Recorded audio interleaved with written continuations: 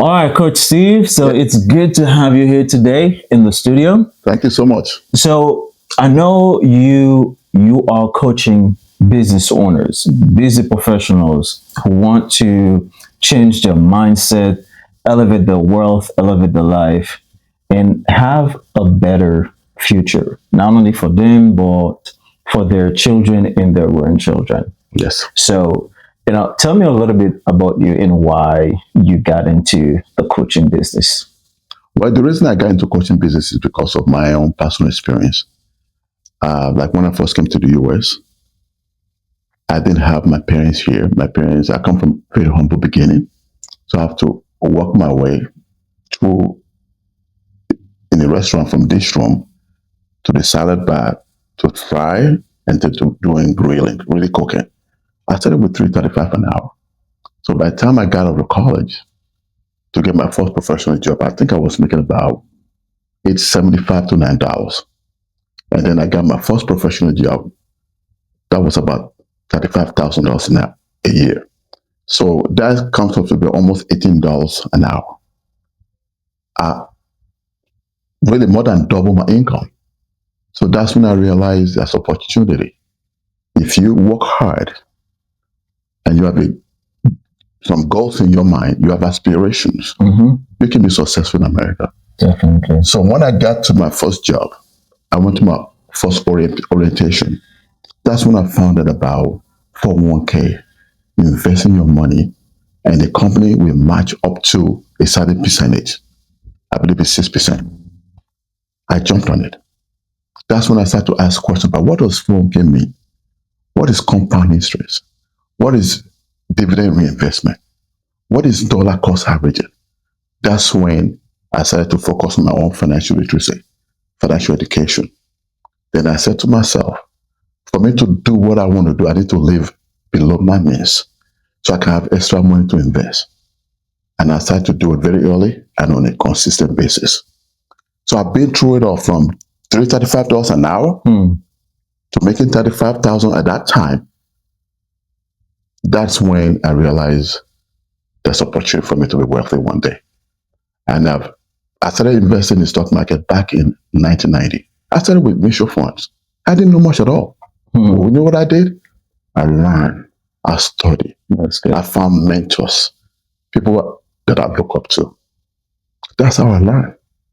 It's not luck, but with time on my side, today I can look back. I'm proud of the way I've lived my life.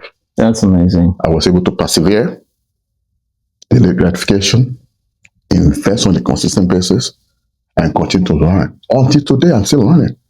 Even though I'm Hey. coaching people, I'm still learning. You never stop learning. Life is a school, like people say. Absolutely. Every day is an opportunity to learn something new and change your mindset. Absolutely. Yeah, that's amazing. So I got a couple questions for you that I've got from uh, some people been asking, and we want to make sure that we answer that question for them. The first one is, okay, you. What was the pivotal moment in your life that shifted you from surviving to building wealth? I think when I realized that I don't want to continue to work, I don't want to work for my money for the rest of my life. Hmm. At some point in time, I want my money to work for me. So I set my mind on that. But at one point, I wasn't ready for it. But I knew I have to continue to work Hmm. to save. But I just didn't save. I invest my money. Okay. I did not allow my money to sit around collecting dust or collecting 0.01 interest in the bank. I put it to work. So at that point, at the very early stage of my life, I understand and I realize that if you have goals and you visualize yourself, you see yourself where you want to go, you manifest, but you don't sit back, you continue to work hard. It's possible. Even for someone like me that came to the US with only $600 in my pocket. To start my first job as a dishwasher making $335 an hour, to being where I am today that I can create a lot of jobs. I have real estate investment trust. So this is all opportunity that I create for myself, but it wasn't easy. It takes a lot of dedication, perseverance, living below your means, and thinking beyond yourself. Which it mean, I mean, when I said beyond yourself, I mean my children and my children, my grandchildren, and my great grandchildren that I've never made in my life. That's amazing. So that mindset, it takes courage. It takes discipline. Yeah. It takes having a vision, Yeah. wanting to do more, wanting to create that generational wealth. Because we live in an era where it's all about me. It's me, me, me. The moment that we start shifting that mindset, we have the generation coming after us, so we have to think about that. And that's when we find ourselves in a mission field, because building generational wealth is a mission. Yes.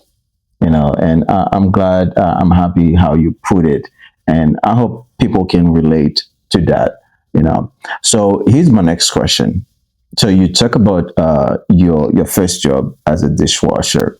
So what did the first job washing dishes teach you about money, work, and mindset? First of all, I'll start with the work ethics. It doesn't matter what you do. It doesn't matter what you get paid on that job that you do. Take it very seriously. Also, if you have the mindset, knowing where I start doesn't define my destination. My starting point is just a stepping stone to get to where I want to get to. And I'm very proud that I started as a dishwasher, because it taught me to be to persevere, to think about my future, to live below my means, and do what I got. Because I came from humble beginning. My parents are not here. Everything I do or did back then, I did it on my own. So it takes a lot of effort, a lot of courage, and a lot of prayers. Amen. I was gonna ask, well, where is God in all of this in your life? That's a beautiful question, man. Okay. Yeah. My faith in God comes first.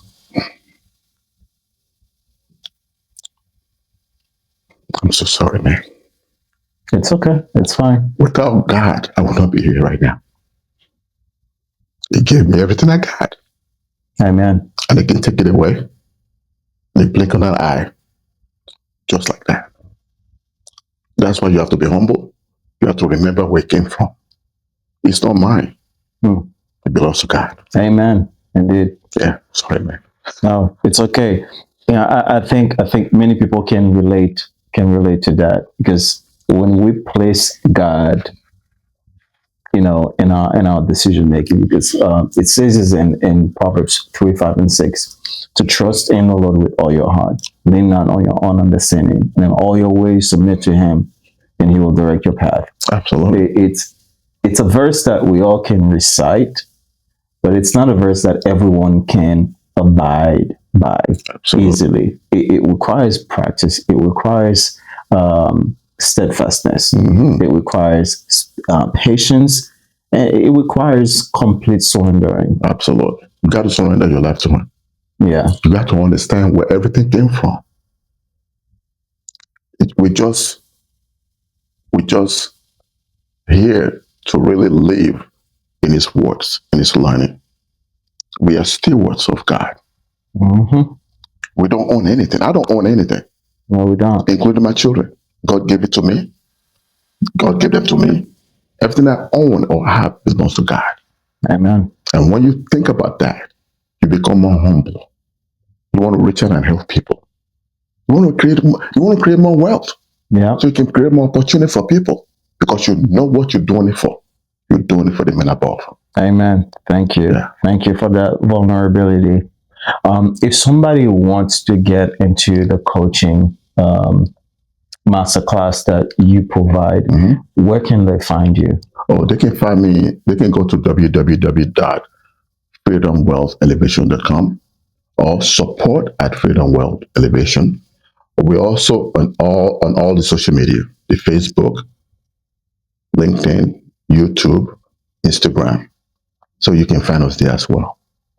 All right. So if you have one advice that you want to give to whoever's watching this, and is finding themselves in a storm where they feel like they are not valued enough. They feel like they are not qualified enough.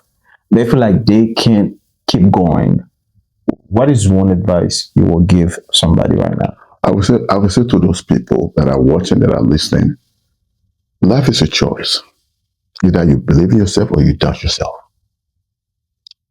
Most people that are stuck, they have a lot of doubt about how far they can go in life. So that doubt keeps them stuck. But when you believe in yourself and you're willing to do the work, you're willing to sacrifice, you're willing to persevere, and you're willing to find a mentor or join a coaching program that can guide you to the direction that you want to go. You're not alone. We're not alone. Mm-mm. There's help in front of us.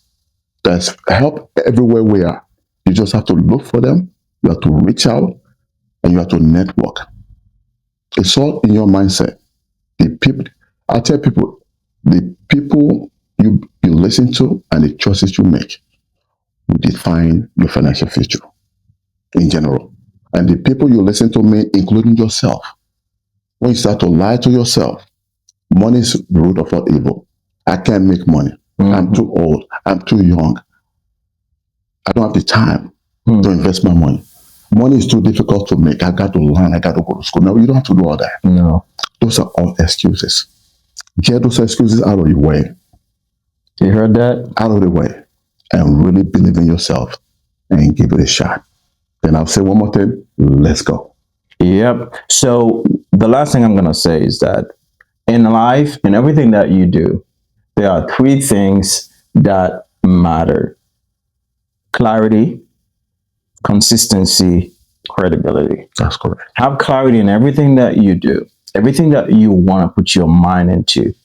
Have clear conscience of what you want to do, making sure that you have what you need, you understand what you need to do, and you understand and know who you are going after.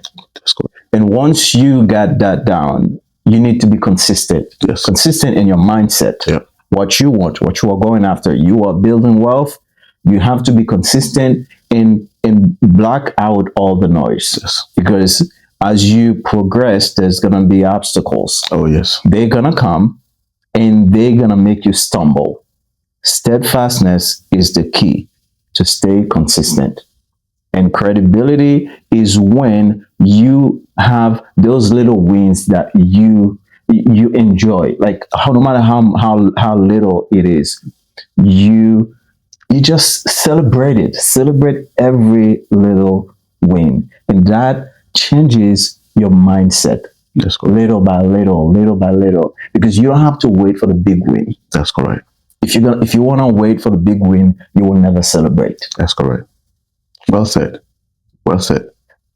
But I would say also stay very focused on what you're doing. Mm-hmm. Okay, you don't have to tell the whole world about what you're doing, because there are some people that will not believe in you, that want to put doubt in your mind. Avoid those people. Stay focused. Believe in yourself. Have your goals and aspirations. Visualize yourself. Manifest. And I also believe God ordained all of us Yep. to get to somewhere in life. Nobody can take it away from you. Why not No. give it a shot? See where God is taking you. Don't be afraid to fail. Failure is wisdom.